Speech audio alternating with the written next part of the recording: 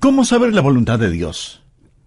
Bueno, busque en la palabra de Dios el libro de los Hechos, capítulo 9. ¿Qué haría usted si el Señor Jesucristo en forma corporal, física y literal se le apareciera y estuviera frente a usted? Creo que lo primero que usted haría sería ponerse de rodillas y adorarle, ¿verdad? Ahora, suponga que Jesús le diga, ¿qué es lo que quisiera saber? ¿Qué le preguntaría usted al Señor Jesús? ¿Sabe qué es lo que yo le preguntaría? Señor, ¿qué quieres que haga? Ahora, un episodio así sucedió literalmente.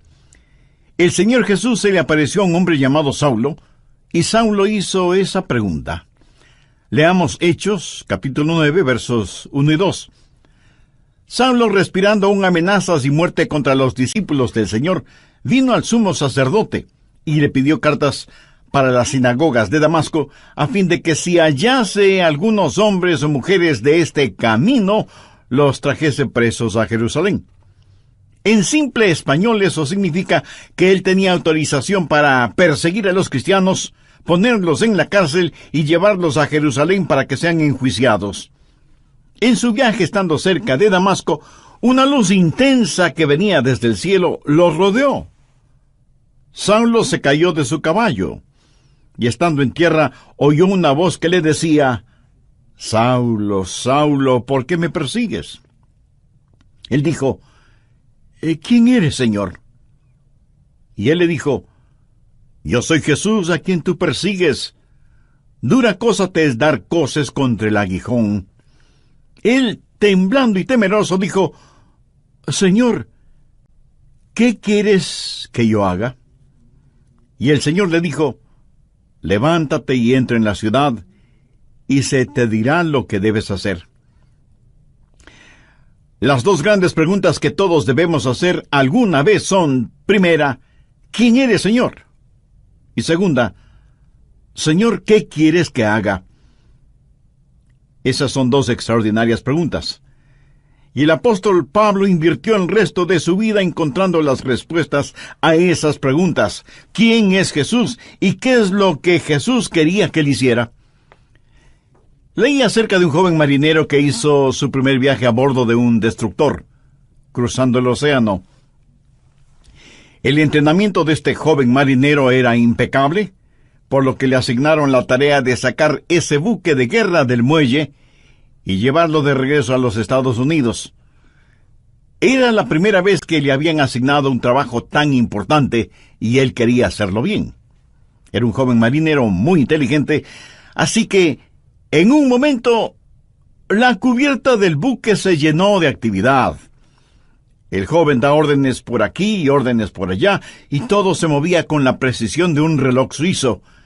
Y a pesar de lo difícil que es la maniobra de sacar del muelle un buque tan grande, lo hicieron muy bien y en un tiempo récord. De pronto le dijeron al joven marinero que tenía un mensaje del capitán. Y le pareció extraño, porque era un mensaje impreso. Pero lo leyó, y esto es lo que decía el mensaje. «Joven, ha realizado un excelente trabajo. Lo ha hecho velozmente, todo de acuerdo a las normas y reglamentos. Pero hay una regla no escrita que no tomó en cuenta. La próxima vez que saque un buque del muelle, asegúrese de que el capitán está a bordo». Este joven marinero hizo todo muy bien, pero dejó al capitán en tierra. Quiero decirle, mi amigo, que no importa cuán inteligentes sean sus planes o cuán capaz sea usted, antes de navegar hacia algún lado, asegúrese de que el capitán esté a bordo. Asegúrese de saber cuál es la voluntad de Dios. Ahora, ¿cómo saber la voluntad de Dios? Busque Jeremías 10, verso 23. Ni del hombre que camina es el ordenar sus pasos.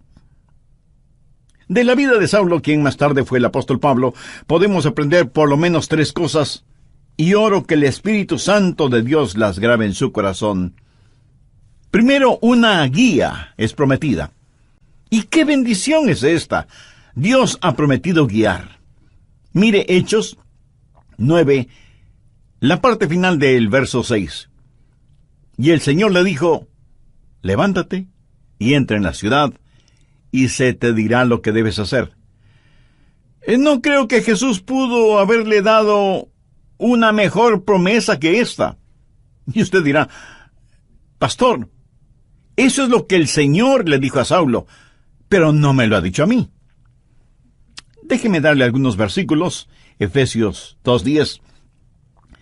Porque somos hechura suya, creados en Cristo Jesús para buenas obras, las cuales Dios preparó de antemano para que anduviésemos en ellas. ¿Qué es lo que esto significa? Que Dios tiene un plan para su vida. Salmo 37:23. Por Jehová son ordenados los pasos del hombre, y él aprueba su camino. Salmo 32:8. Te haré entender y te enseñaré el camino en que debes andar. Sobre ti fijaré mis ojos. ¿No es esa una hermosa promesa?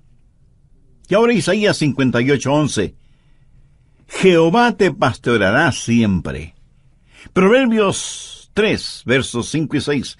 Fíate de Jehová de todo tu corazón, y él enderezará tus veredas. Mi amigo, la voluntad de Dios viene a nosotros de tres formas. Primero, viene como su voluntad soberana. La voluntad soberana de Dios siempre se realiza.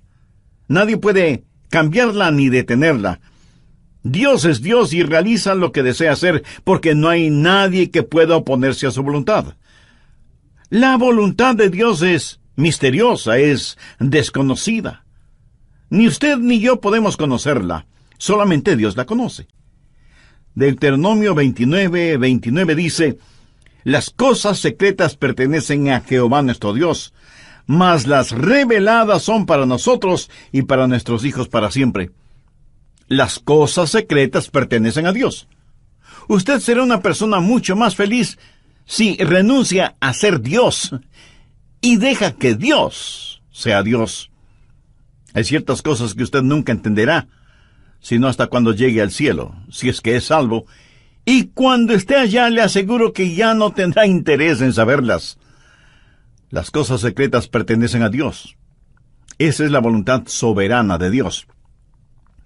En segundo lugar está la voluntad moral de Dios.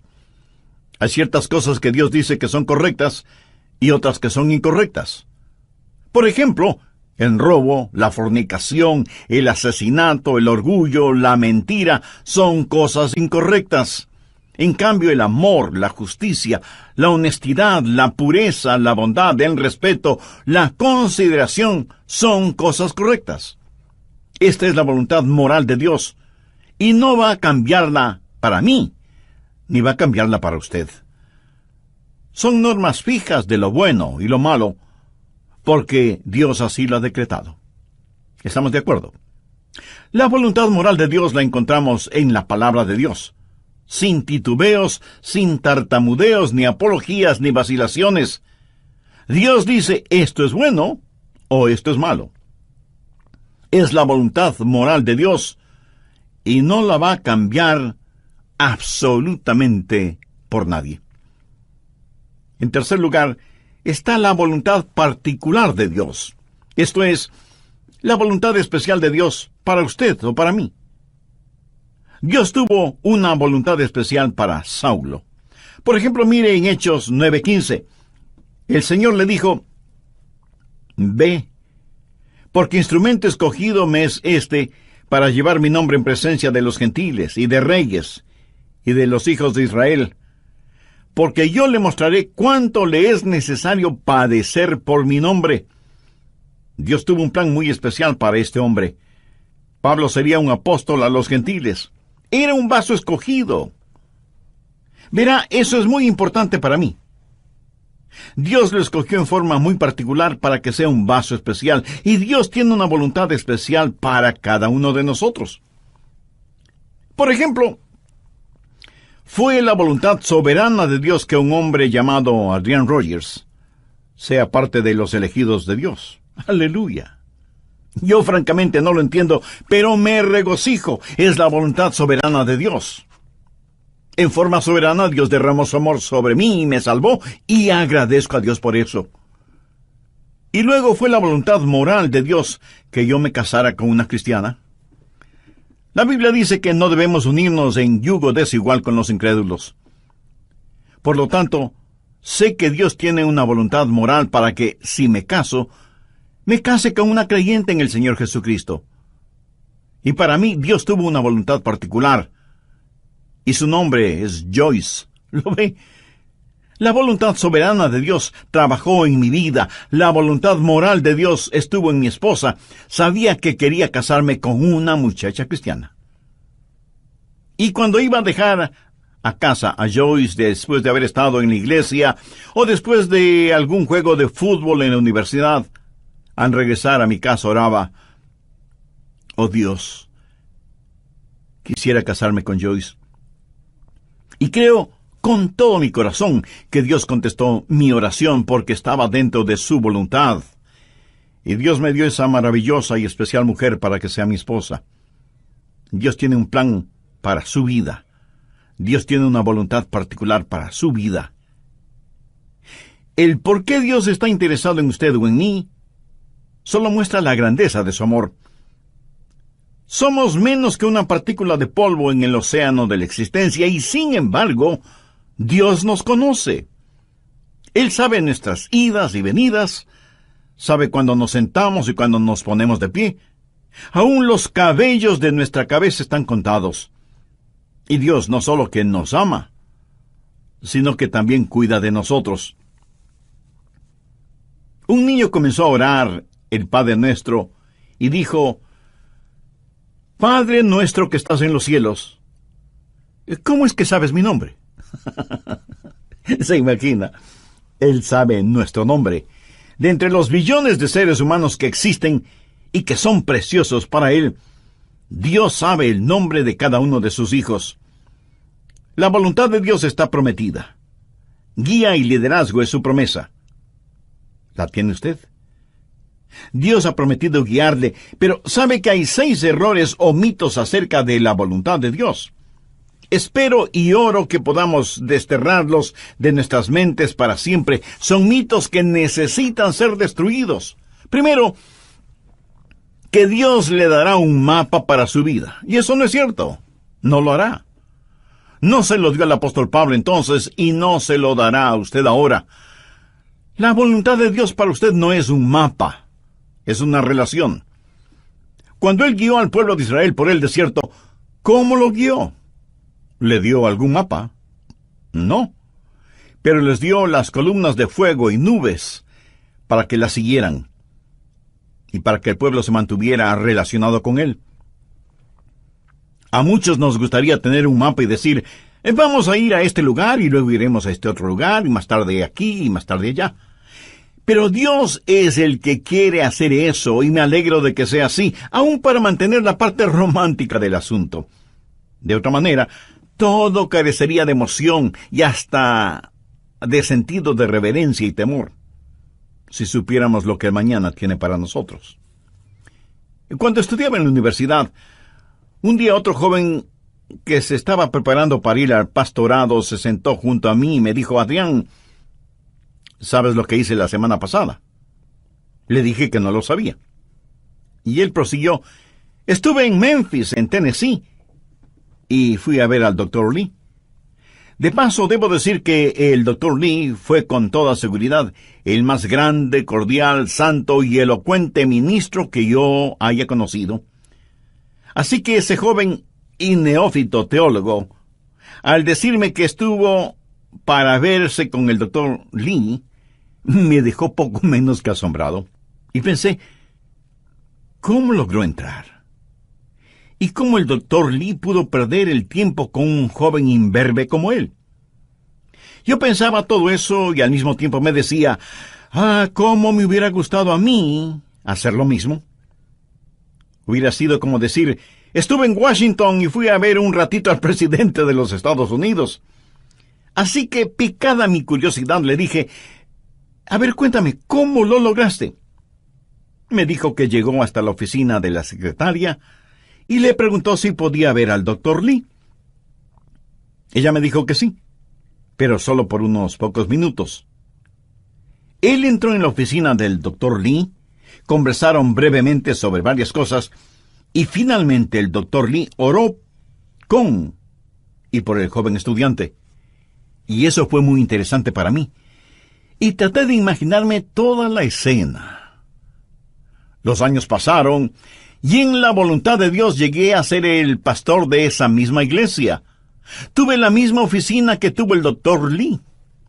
Un día mi secretaria me llamó por el intercomunicador y me dijo: el Dr. Lee está aquí y quiere saber si puede conversar con usted unos minutos. Por supuesto, hágalo pasar inmediatamente. Y sin querer, vino a mi memoria el episodio de mi joven amigo universitario que años atrás, estando de paso por Memphis, fue recibido en forma cordial e inmediata por el Dr. Lee. La voluntad de Dios no es un mapa, es una relación personal. Segundo, quítese de la cabeza la idea de que Dios es una especie de aguafiestas espiritual. Que si usted hace la voluntad de Dios, ese es el final de su gozo, de su alegría. Hay mucha gente que no quiere saber la voluntad de Dios por temor de lo que podrían encontrar.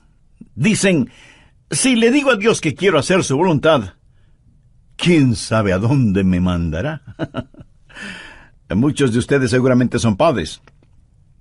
Suponga que un día su joven hijo de 14 o 15 años viene y le dice: papá, estoy convencido que eres un hombre bueno, piadoso y sabio.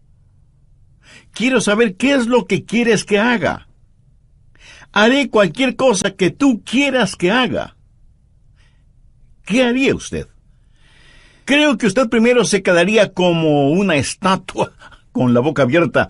No daría crédito a lo que está escuchando de boca de su hijo. Segundo, como un sonámbulo iría donde está su esposa y le preguntaría: ¿escuchaste lo que nuestro hijo dijo? Pues veamos qué podemos pedirle que haga para hacerle la vida miserable. Se va a arrepentir de haber dicho lo que dijo. ¿Qué es lo peor que podríamos pedirle que haga? Amigo, no tenga temor de la voluntad de Dios. La voluntad de Dios es lo que usted quisiera para usted mismo, si tuviera el suficiente sentido común para desearla. Amigo, ¿entendió esa frase? La voluntad de Dios es lo que usted quisiera para usted mismo, si tuviera el sentido suficiente común para desearla. ¿Busca usted diaria y diligentemente la voluntad de Dios para su vida? Si usted no conoce al Señor Jesucristo como su Salvador y Señor en forma personal, de ninguna manera buscará la voluntad de Dios. ¿No quisiera este mismo momento buscar a Dios y conocer su voluntad? Le invito a que diga la siguiente sencilla oración conmigo. Querido Dios, reconozco que por estar viviendo de acuerdo a mi voluntad, he vivido en pecado y en rebelión contra ti. Intelectualmente sé que Cristo murió por mis pecados, para perdonarme y salvarme. Pero ahora, convencidamente, acepto a Cristo como mi Salvador y mi Señor. Señor Jesús, ven a morar en mi corazón. Tome el control total de mi vida. Hazme la clase de persona que tú quieres que sea. Y ayúdame a nunca avergonzarme de ti, independientemente de las circunstancias o de las consecuencias. Todo lo pido con acción de gracias en tu precioso nombre. Amén. Este es el Ministerio de Estudio Bíblico Radial del Dr. Adrian Rogers. Imagínese a un hombre empujando un viejo automóvil a una estación de servicio. Las 4 ruedas del carro están desinfladas, el motor no tiene aceite, todas las luces internas y externas están rotas, no tiene batería y los guardachoques están abollados y flojos y el tanque de gasolina tiene un hueco. Uno de los empleados de la gasolinera viene con los ojos asombrados al ver que el hombre logra empujar el carro hasta una de las bombas de gasolina. Y el hombre le dice: llénelo con gasolina especial, por favor. Y el empleado de inmediato le pregunta: ¿y para qué? ¿Para qué? Hoy concluiremos con nuestro estudio cómo saber la voluntad de Dios. Usted dice: Señor, muéstrame tu voluntad. Y Dios le responde: ¿para qué? ¿Por qué debo enseñarte mi voluntad cuando no estás dispuesto a hacerla? Hoy concluiremos cómo saber la voluntad de Dios, que lo explicará bíblicamente el Dr. Adrian Rogers en la voz del pastor Lenín de Llanón. Al respecto, en el programa anterior vimos que primero Dios no le dará un mapa para su vida. Él nos ha dado su palabra. Segundo, no crea a quienes le dicen que Dios es un aguafiestas espiritual. Tercero, deje de pensar que Dios habla solo a cierta categoría de personas, o que Dios revela su voluntad solo a pastores o misioneros, o a la gente que trabaja en la iglesia o cosas por el estilo. Pero que Dios no tiene una voluntad para personas comunes y corrientes. Dios tiene una voluntad para cada vida. Así que deje de pensar que la voluntad de Dios es solo para determinadas personas. Cuarto, cuando Dios le muestra su voluntad para su vida, pudiera ser que tenga o no alguna dramática experiencia, como la del apóstol Pablo en el camino a Damasco. ¿Recuerda cuando Dios le habló a Elías en la montaña y soplaba el viento?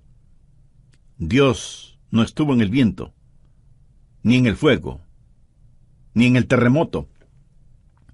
Y leemos en Primera de Reyes capítulo 19, el verso 12, y tras el fuego, un silbo apacible y delicado. Ahora algunas veces Dios habla en los terremotos o en el fuego. El apóstol Pablo tuvo una especie de terremoto espiritual en su camino a Damasco. Pero usted deje que Dios sea Dios en su vida. Dios habla apaciblemente a algunas personas y a otras Dios tiene que llamarles fuertemente la atención. Quinto, otro mito que debemos sacarlo del corazón y mente es el creer que Dios muestra su voluntad solo a gente joven, pero no a gente mayor. Siempre les estamos diciendo a los jóvenes que deben buscar la voluntad de Dios para sus vidas. Escuche, quiero decirle que usted, sea que tenga 9 años de edad o 90 años de edad, usted debe buscar la voluntad de Dios para su vida. Si Dios ya hubiera terminado con usted, Él ya le hubiera llevado al cielo. Dios tiene un plan para su vida.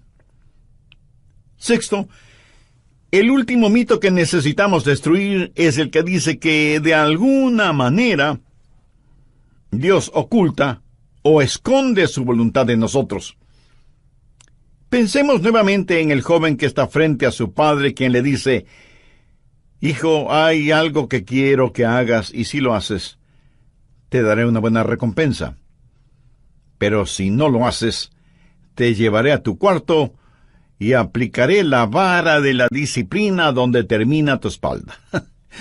Y el hijo responde: bueno, papá, ya que lo explicas de esa manera, ¿qué es lo que quieres que haga?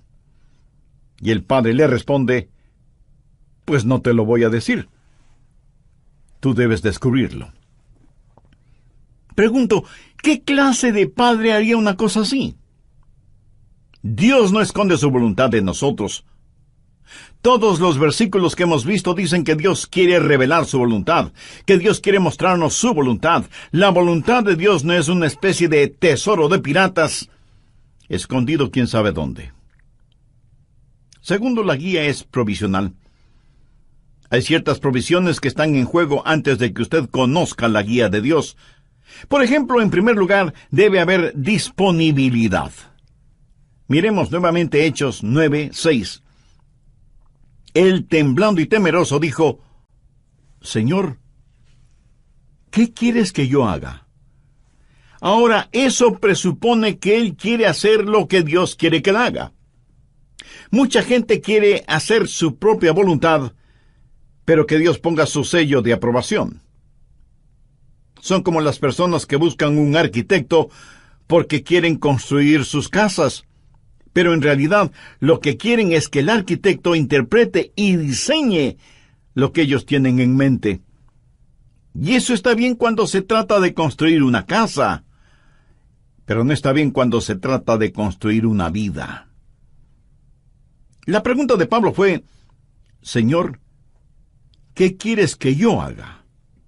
Eso quiere decir: Señor, tú estás en control, no yo. ¿Sabe lo que es la humildad?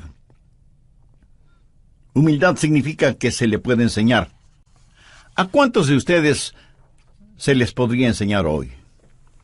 El Salmo 25:9 dice: encaminará a los humildes por el juicio y enseñará a los mansos su carrera. ¿Es usted humilde? ¿Manso? Si no lo es, usted no estará disponible. Si no lo es, no conocerá la voluntad de Dios. Pero no solo debe haber disponibilidad y mansedumbre, sino también, y en tercer lugar, debe haber apertura. Apertura. Pablo buscó la voluntad de Dios inmediatamente, y él oró y dijo: Señor, muéstrame tu voluntad. ¿Ha estado usted abierto a la voluntad de Dios? Y no es cuestión de simplemente decir: si Dios quiere mostrarme su voluntad, lo hará. ¿Ha orado usted en forma honesta y sincera diciendo: Señor, yo quiero conocer tu voluntad? ¿Se reporta usted para servicio diario delante de Él? Después de conocer al Señor Jesús, usted va a ser como Pablo y decir: Señor, ¿qué quieres que yo haga? Y aún hay otra provisión. Hechos 9, versos 8 y 9. Entonces Saulo se levantó de tierra, y abriendo los ojos no veía a nadie. Así que, llevándole por la mano, le metieron en Damasco, donde estuvo 3 días sin ver, y no comió ni bebió. ¿Puede imaginarse eso? Aquí está este hombre que capturaba y encarcelaba a muchos, y ahora ciego, es tomado de la mano para ser guiado. Ahora es un hombre dócil, se ha rendido, ha cedido ante la presencia de Cristo. La Biblia dice que debemos presentar nuestros cuerpos como sacrificio vivo. ¿Puede usted decir que así lo hace diariamente? Señor, tu voluntad, sin vacilaciones, sin reservas, donde quiera, a cualquier hora, cueste lo que cueste. ¿Se atrevería usted a decirlo? ¿Se ha rendido completamente a la voluntad de Dios? Decimos: Señor, yo quiero conocer tu voluntad. ¿Está listo para hacerla si Dios le mostrara su voluntad? Tercero, es una guía práctica. Dios nos ha dado formas muy prácticas para que podamos conocer su voluntad, y están aquí en su palabra. Una de las formas de conocer la voluntad de Dios es por medio de los milagros. Mire lo que le sucedió a Saulo. Estando en el camino rumbo a Damasco, cuando repentinamente le rodeó un resplandor de luz del cielo, y cayendo en tierra, oyó una voz que le decía: Saulo, Saulo, ¿por qué me persigues? Dios puede hablarle a usted por medio de visiones, o por medio de sueños, o por medio de una voz audible. Dios puede hablarle y guiarle por medio de un milagro. Y me apresuro en decir que normalmente Él no nos guía con milagros, pero de vez en cuando lo hace. Ahora, toda vez que tenemos la Biblia completa, esa clase de milagros no son necesarios en la actualidad, y no es la forma normal de Dios para guiarnos. Pero lo menciono porque está en la palabra de Dios. Pero si usted tiene una visión, o un milagro, o un sueño, o lo que sea, será mejor que las compare con las otras cosas que voy a mencionar para ver si encajan unas con otras. Y no es una mera autosugestión. En segundo lugar, Dios le hablará y le guiará por medio de su palabra. Y si usted pregunta, ¿le guió Dios a Pablo con su palabra? Amigo, es mejor que lo crea. Verá, primero, él era un rabí y conocía muy bien la palabra de Dios, el Antiguo Testamento. Segundo, hace poco él había escuchado un sermón en los labios de uno de los más grandes evangelistas de entonces, un hombre ungido y lleno del Espíritu Santo cuyo nombre fue Esteban. Y cuando el Santo Dios le habló a Saulo, le dijo, «Dura cosa te es dar coces contra el aguijón». Pablo estaba lleno de la palabra de Dios, y es la palabra de Dios la que guía. Anote al margen el siguiente versículo. Salmo 119, 115. Lámpara es a mis pies tu palabra, y lumbrera mi camino. Mucho de la voluntad de Dios para su vida se encuentra en la Biblia, mi estimado amigo. Por ejemplo, la voluntad de Dios es que usted no se case con una persona no creyente. Así lo dice su palabra. Si usted está saliendo seriamente con una persona que no es salva, entonces, ¿por qué lo hace si sabe que no puede casarse con esa persona? Muchas veces usted conoce la voluntad de Dios al leer la Biblia y dice, bueno, Dios me está guiando a que me divorcie de mi cónyuge y me case con otra persona. Mi amigo, esa es una ignominiosa mentira. Es una mentira atrevida. Y es una absurda arrogancia de su parte el orar y pedir que Dios le muestre su voluntad cuando ya se la ha mostrado con su palabra. ¿O se considera usted una persona súper especial, a la cual Dios le concederá algo que está en contra de lo que Él mismo ha establecido en su palabra? Piénselo. En tercer lugar, Dios le guiará por medio de su gente, los hijos de Dios. Veamos Hechos 9, los versos del 10 al 13. Había entonces en Damasco un discípulo llamado Ananías, a quien el Señor dijo en visión, «Ananías». Y él respondió, «Heme aquí, Señor». Y el Señor le dijo, «Levántate, y ve a la calle que se llama Derecha, y busca en casa de Judas a uno llamado Saulo, de Tarso, porque he aquí, él ora, y ha visto en visión a un varón llamado Ananías, que entra y le pone las manos encima para que recobre la vista». Entonces Ananías respondió, «Señor, he oído de muchos acerca de este hombre. ¿Cuántos males ha hecho a tus santos en Jerusalén?» Cuando Dios le habló a Saulo y le dijo que le mostraría su voluntad, Dios también habló a Ananías y lo utilizó para confirmar su voluntad en la vida de Saulo. En Proverbios 24:6 leemos, «En la multitud de consejeros está la victoria». ¿Qué quiere decir eso?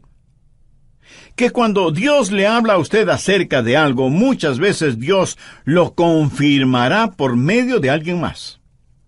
Mateo 18:16 dice,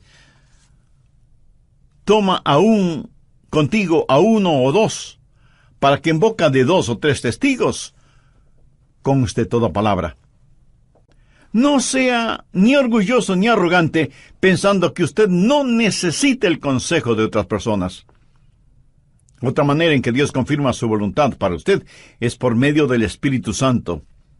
Hechos 9:17 dice, «Fue entonces Ananías y entró en la casa, y poniendo sobre él las manos dijo, Hermano Saulo, el Señor Jesús, que se te apareció en el camino por donde venías, me ha enviado para que recibas la vista y seas lleno del Espíritu Santo».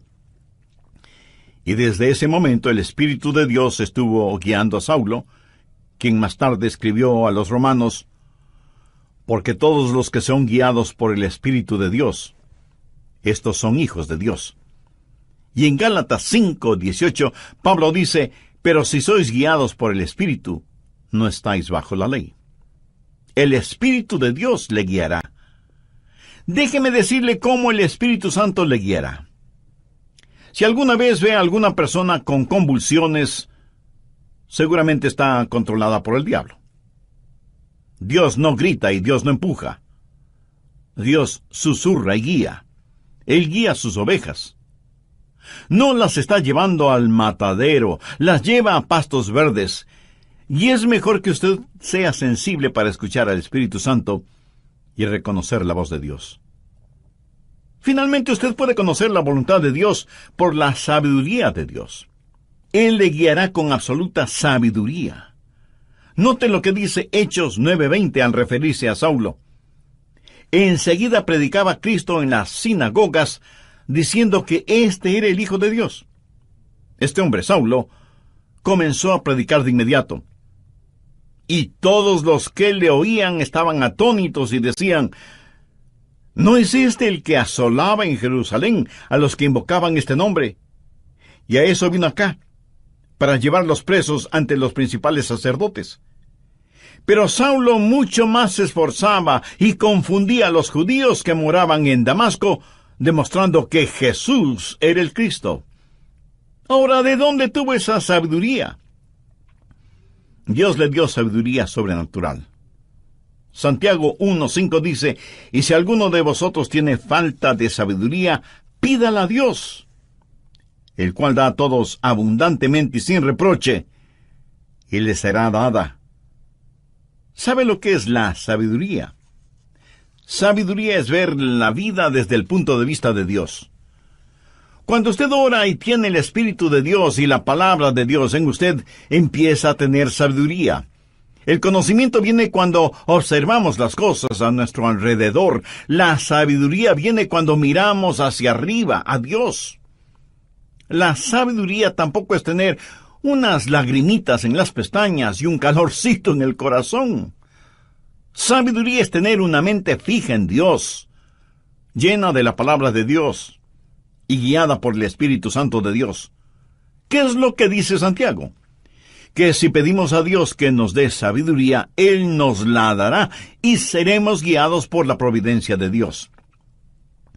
En el capítulo 9 de los Hechos, encontramos que ciertas personas decidieron que Saulo era una verdadera molestia y que debían destruirlo. Pero el complot llegó a oídos de Saulo y los discípulos le ayudaron a escapar, bajándole por el muro en una canasta. ¿Se acuerda de ese relato? Pero, ¿cómo supo él que querían matarle? Bien, en la providencia de Dios, esas acechanzas llegaron a conocimiento de Saulo y pudo escapar. La providencia de Dios. Dios abre puertas y Dios cierra puertas.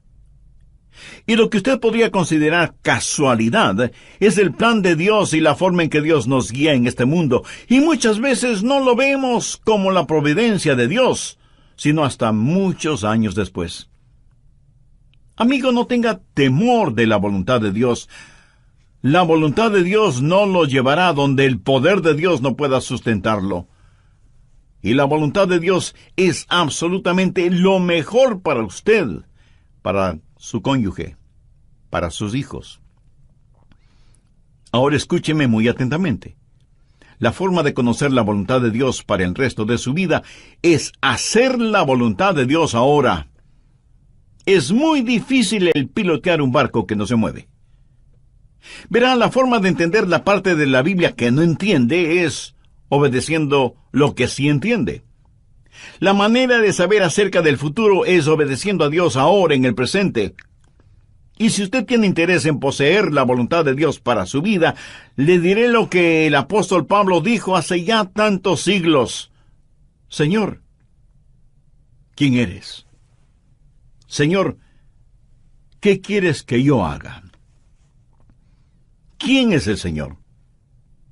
Es el Hijo de Dios que murió por sus pecados y quiere que usted lo reciba ahora mismo en su corazón como su Salvador y su Señor.